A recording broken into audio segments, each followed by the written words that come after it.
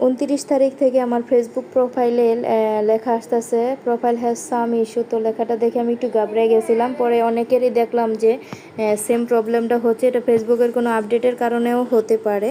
তারপর আমি আমার ফেসবুকের প্রফেশনাল ড্যাশবোর্ডটা ক্লিক করে দেখলাম যে ফেসবুকের নট রিকমেন্ডেবল লেখা উঠছে, এর মানে কোনো একটা নিয়ম অমান্য করা হয়েছে। তো আমি ফেসবুকে দেখলাম যে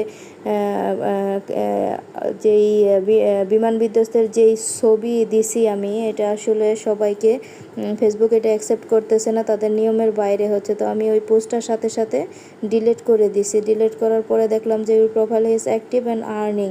আলহামদুলিল্লাহ, ঠিক আছে।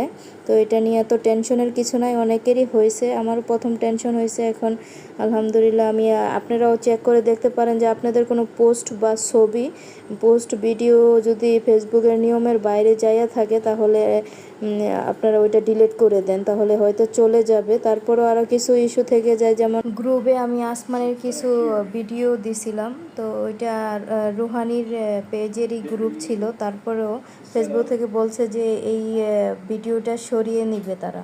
তো সরিয়ে নিবে, এতে আমি ওনাদের সাথে সরাসরি ইমেল করে এটা যদি আমি রাখতে চাই এটা কন্ট্যাক্ট করতে পারি, এটাও বলছে। তো আমি আর রাখবো না।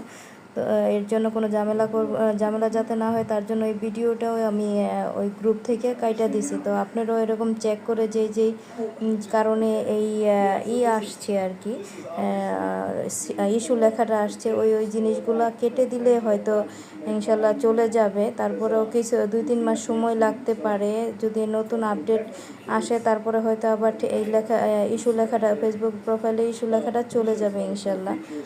এই কারণে গ্রুপে এখন থেকে সাবধানে ভিডিও ছবি শেয়ার করবেন, কারণ ফেসবুক এখন দেখা যায় যে অনেক কিছুই তারা নিয়মের ভিতরে থাকলেও দেখা যায় যে রাখতে চায় না।